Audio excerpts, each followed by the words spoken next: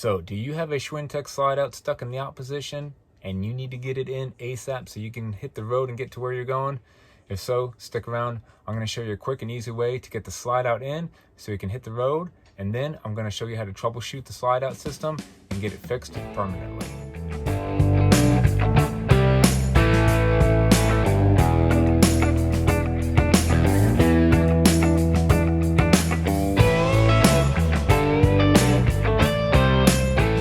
Get these on Amazon.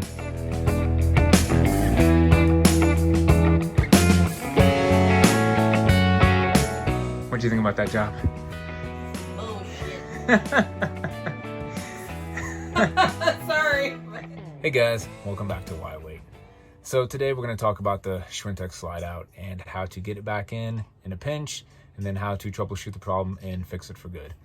So a couple days ago, we woke up, we're getting ready to hit the road, and we went to put the slide out in, and sure enough, it started to come in, but only on one side. It started to come in at an angle and pinch itself, and we knew we had a big problem.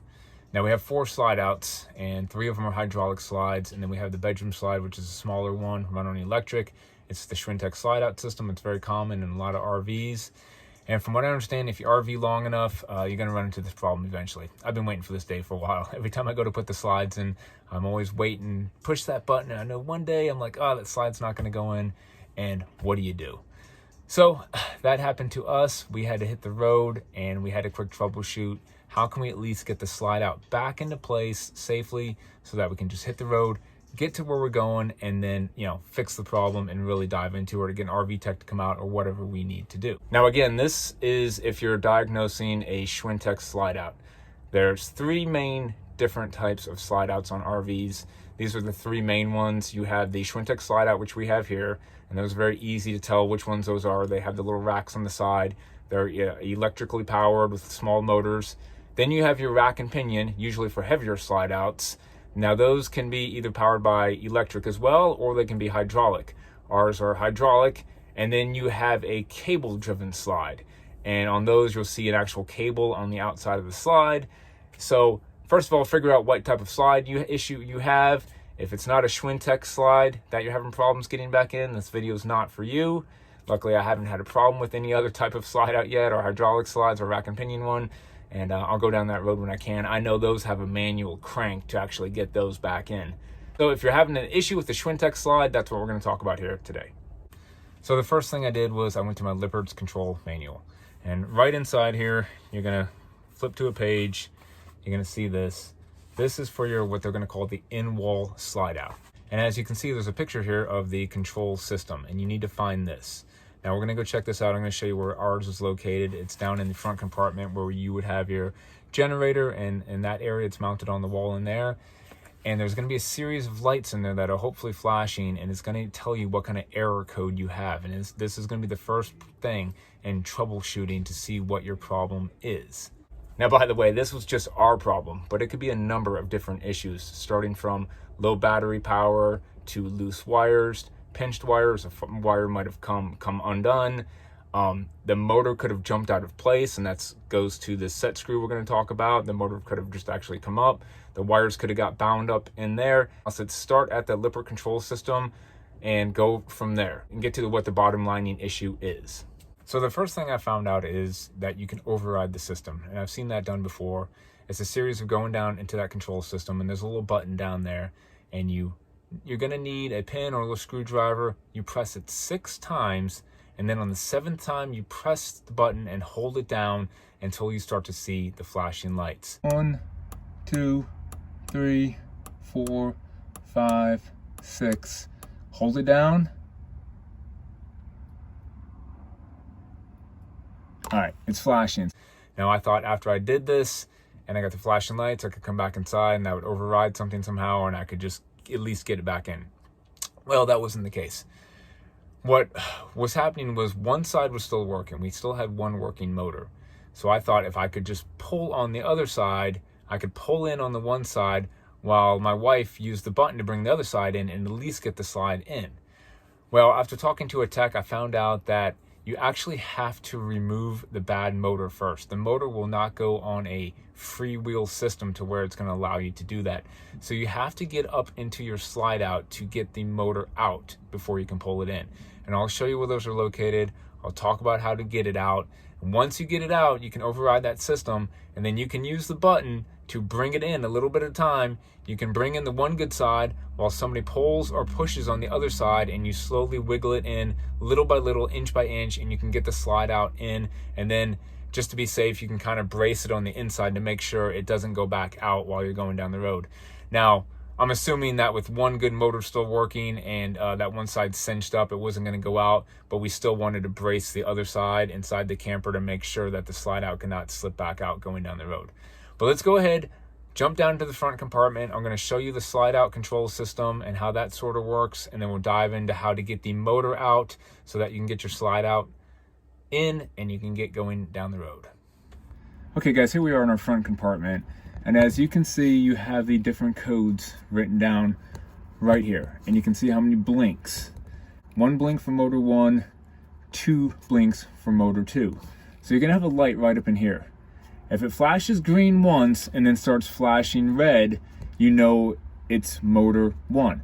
If it flashes green twice and then starts flashing red, you know the problem is with motor 2. And then you just count the number of red flashes and you find out what your problem is. And you can see here, motor 1 and motor 2. So you know which one to disconnect if you need to hook them up or disconnect them. Now, here's how to manually override. There's a little button, you can see it right there. Like I said, press it 6 times, hold it down the 7th time, and I'm going to show you how that looks right here. 1, 2, 3, 4, 5, 6. Hold it down.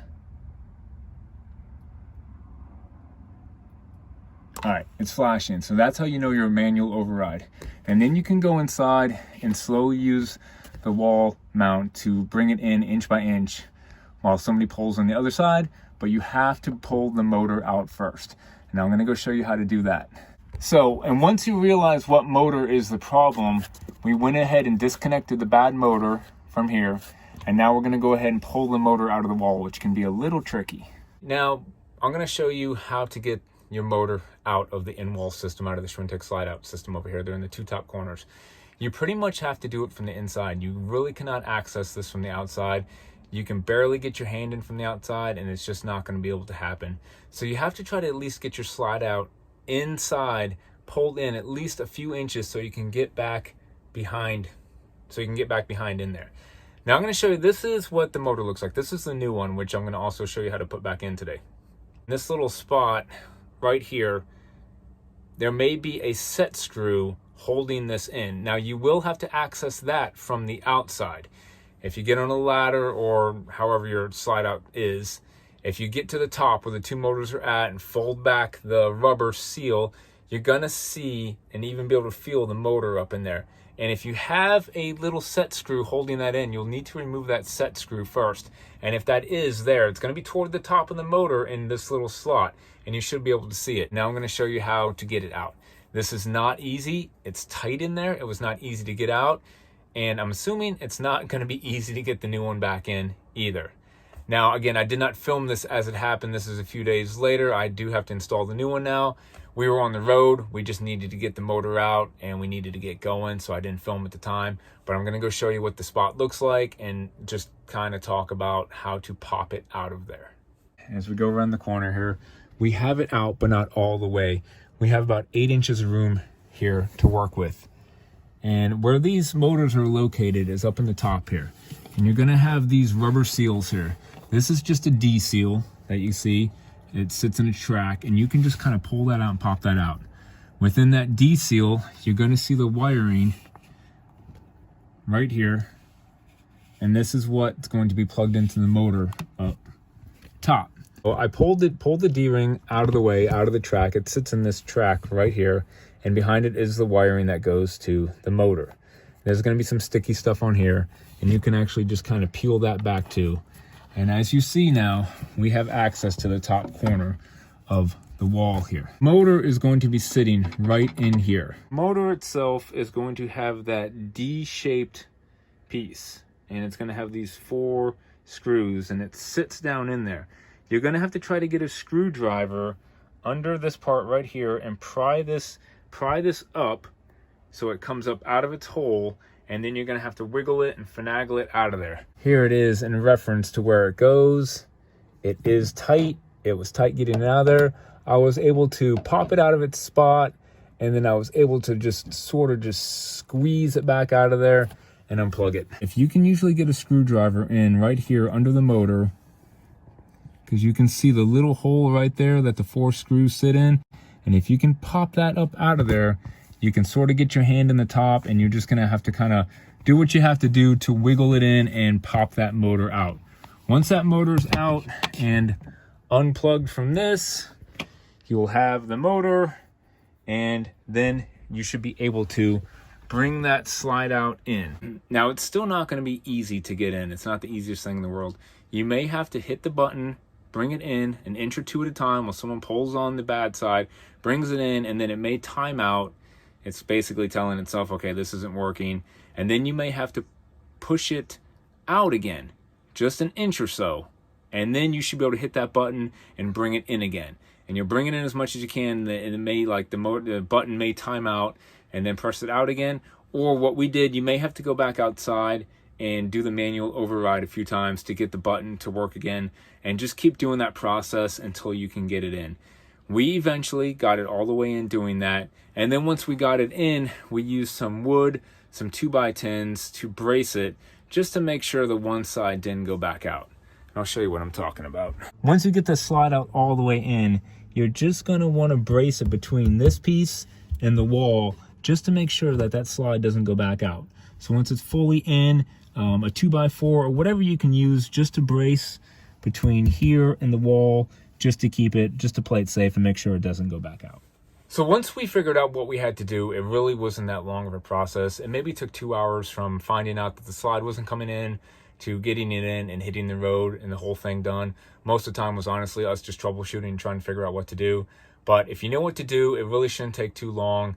Go ahead, override the system, unplug the bad motor, get up into the wall, slide out there, pop the motor out, and then go through the process of slowly bringing it in. Once you get the slide out in, get to your destination, and then you can start looking into ordering the parts, finding out the error code, what was wrong. Maybe it was just a short in the wire, and fixing the problem. And that's where I'm at today. We got to our location. I was able to get this part. Now, you can actually get these on Amazon, or you can probably just go down to any RV dealer and they can usually get it the next day. Just make sure you check your old motor and make sure you get the exact same one. This is a 10mm Lippert components. It has a part number right on it. Make sure you get the same torque ratio. This is like a 300-to-1. There's 500-to-1. Don't get one that's more powerful, because if you get one that's more powerful than the other side, they're never going to properly sync up. So again, you can get these on Amazon. Make sure you get the right one. I know some of these have white caps and they're a little bit different from this one. And there is some cheaper versions of this too. I almost went with that. It's the exact same motor as this. It has like a black shrink wrap on here. It was a little bit cheaper, but I decided just to play it safe and go ahead and get with this part. I know the other ones are from China. I probably could have saved about 80 bucks, but I just went with this. So it may not even be a bad idea if you do travel a lot and you have a Schwintek slide out like we do. Go ahead and put one of these in your spare parts box to travel with. It can save you some headache and a time if you're on the road. If you have the part, you can fix it and pop it in. But now I'm going to go ahead and attempt to put this in, which I heard can be just as hard as getting it out. And I can understand, because I had a hard time getting it out. So I'm sure from what I read, you have to have a lot of patience, a little persistence, and some time, because this is not easy to get back in. It has to drop perfectly into place. This little D-shaped control here has to fall right into there. You can't see anything up in there. There's not a lot of room to maneuver, so you're gonna have to try to squeeze it in there. So I'm gonna do my best. We're gonna see how it goes. Okay, now before I go putting this new motor into its spot, I just want to double check and make sure it works. What I wanted to do was I went ahead and unplugged the good motor. I unplugged that one, so that one would not work. And then I went over to the motor I'm having issues with. I connected the new motor and I plugged it back in on the control box.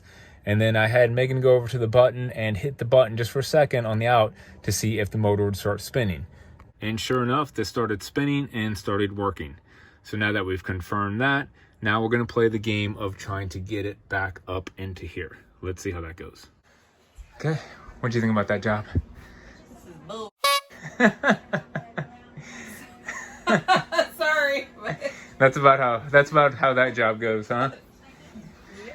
I think you can tell by my hair how taxing that was. So last time I left you, we were talking about putting the new motor in and how it might be a little bit difficult. And it was so difficult that filming went right out the window. And a couple hours later, we have the new motor in. I'm going to try to do some filming tomorrow when it's light, talk about the process. I knew it was going to be hard. I had read that it was hard. I'd read and seen on videos, patience, persistence. It's not easy to get in there. It was not easy to get in there. A few problems along the way, a few tips I'm going to tell you guys. But for now, we're going to call it a night. And we're going to jump back into it tomorrow morning. Okay, guys, it's the next day. You can see I have the slide pushed back in now that we have it fixed. I want to get behind there and show you a couple things, touch base on some problems, some issues you may find trying to install this motor back in there. And hopefully you can kind of see what I was talking about. When we tried to put the motor in, it became a few hours. It was quite an ordeal. I really couldn't get the camera in a good spot to film it while we were doing it. And we were honestly just trying to get done. It got super late. So hopefully this is still going to help you guys out. I'm going to go over here, try to point some things out and talk about some things we had to do and some problems we found along the way, and we kind of troubleshooted and it helped us get it done. Okay, now first of all, we mentioned it earlier, but you need to bring the slide in to get these motors installed. And personally, we found that the further in, the better. I started the project with maybe 6-8 inches in, and the motor was still super tight. And I found that the more I bring the slide in, the way the slide out kind of the room is, the wall kind of slopes at an angle a little bit. So the further we brought it in, the more room I had in there. Plus, it gives me more room to stand in this little area over here. Now, if it would have been the slide out motor on that side, you can't get in there. There's only a few inches of clearance. You can get your arm back there, and you're gonna have to try to get that motor in without even seeing it. I actually watched a video of a guy doing it. He pretty much had to reach around the corner the whole time, finagle it in there without even being able to see it. So we were lucky enough for now that it was on this side. I can at least get my body over here and somewhat see it, and I could somewhat, work with some kind of space. So if depending on your slide out system or which motor went out, if it's something like that side over there, it's going to be even more extremely difficult. Now, when you're trying to get the slide out in, I showed you how to go down to the control system and override the system. This will give you access to try to pull the slide in once you've removed the motor again. So we did that again last night, and we found that it will time out, and you may have to go down there and do that a few times.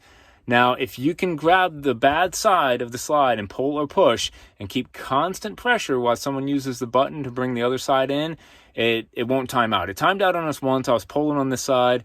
I don't think I was quite pulling hard enough, and it timed out, and then the button wouldn't do anything, so I had to go back down there. I had to, press it 6 times and hold it down for the 7th time again.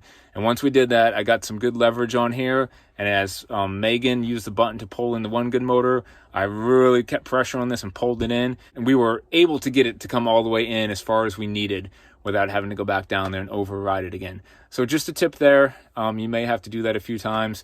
Just try to get some good leverage on this and try to kind of shake it and pull it as you bring it in. So there was 3 big things that we did to really help us out with this. The first one was bringing the slide in even further. It seemed to have increased the gap to squeeze the motor in there just by a little bit, so that helped out. The second mistake, or I don't know if it's a mistake, thing that we found out was going wrong. At some point when I took the motor out, everything looked normal in there. And then at some point when we brought this slide in manually and hit the road, the part that the motor actually drops down and sits into, I showed you the D part, that D-shaped part of the bottom of the motor. Well, it sits down into a little, almost like I guess you could call it like a collet. But at some point when we must have wound this in by hand and brought it in, there was like a metal piece that must have came up and spun up. And it was the piece that the motor sits in. And when I went to put the new motor in, I noticed this metal piece about 1 inch high, sticking up and I could see down at the top. I could see that's what the motor went into, but all of a sudden I didn't remember metal sticking up. And I'm sitting there looking at it, and I'm like, how am I in the world am I going to squeeze this motor into there and have clearance to get it up in and drop it back down in there? It wouldn't have fit with that metal piece sticking up. It was too high. And I didn't remember that metal piece being there before, and it really had me dumbfounded for a long time. I was really trying to sit there and figure out, why is that sticking up? Was that there before? Well, after we decided to bring the slide back in to give us more clearance, all of a sudden we heard a click. And as I pulled on this piece right here, and I pulled on this side, and Megan brought the other side in, all of a sudden we heard a little metal click. And then when I looked in there, that metal piece had dropped back down and sat down in where it needed to. So if you guys see that, we know that's an issue, and that you need to check for that. That shouldn't be sticking up like that. It needs to be set down so that the motor can fall into that. So after we figured that out, the third issue we had was what is called basically the set screw on the outside of the camper. Now that set screw that you can only access from the outside of the camper, you're not going to visibly be able to see it. When I first went to remove the motor, I knew that there might possibly be one. So I went outside to go see. I tried to check. I tried to look for it. I didn't see it. Well, it turns out that just like the D-seal inside here, the D-seal on the outside of the camper that the slide out squishes up against is going to have to be pulled back, and toward the top of the slide where the top of the motor is at, you're going to possibly see a little screw. Now, so you need to pop this piece out. As you can see, get your D-seal and peel this back, and there is your set screw. Now mine wasn't a Phillips head. Mine had a little square head on it, and I have some square head attachments. Oddly enough, mine would not fit into it. I had to get some pliers out and actually pull mine out, and I replaced it with this. So after you pull your D-seal back, you're gonna have this track just like inside with your set screw here. Take the set screw out. You're gonna need some double-sided tape to reapply this. You can kind of just peel this stickiness back, and you can see the hole that it goes into back, but you can see the set screw. You can sort of see the motor top right there, and you see that little slot in the motor I was talking about? Well, that's what the set screw kind of goes into, and it just keeps that motor from popping up and out of place.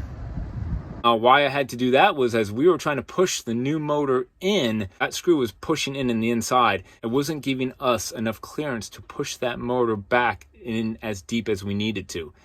So once we got the metal piece to drop, once we brought the slide in further, and once we took that little screw out from the outside, getting the motor in was a lot easier. And after that point, the motor actually was loose enough in there to where we could get it to drop down in and fall into its right spot. Now, depending on your slide out and how much clearance you have to get in there and look around, luckily on this side, I could get up there, stand up there, and I could actually look down, and I could see that D shape, and I could see which way I needed to get the motor in to get it to fall into place. If you can't see that, you're going to have to get it up there and either try to turn it by hand until it falls into place, or you could hook the wires up to the motor, and you could have somebody, if the motor's pretty much somewhat in place, you could have someone just disconnect the one good motor first so your slide doesn't move, and just have the one new motor hooked up. And as they bump the slide out switch, that motor is going to turn just a little bit, and each time it may turn, and eventually it may fall into place if you're having trouble getting it to fall perfectly into that spot.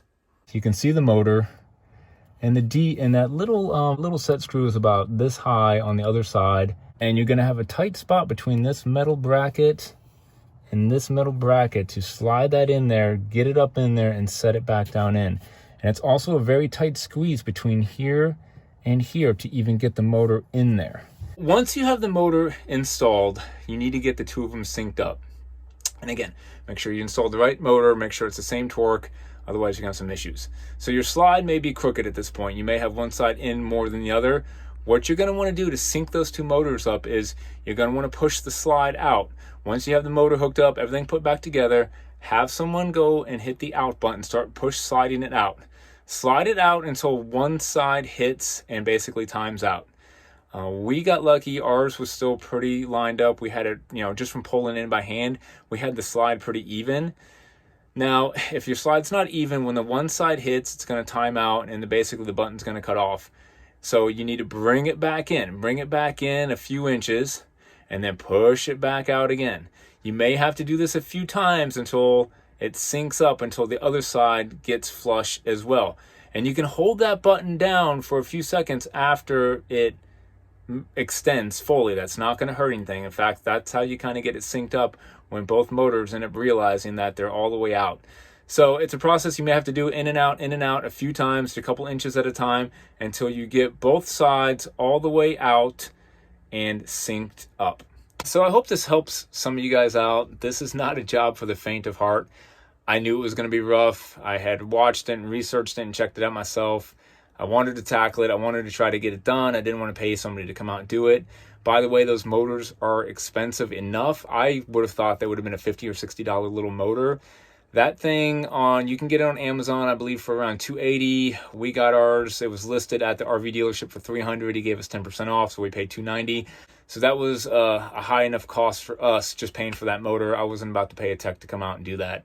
But I'm just telling you, you might want to. It's not an easy job. Just have some patience with it. You may have a little bit of a battle getting the motor in and getting the motor out, and hopefully everything works out well.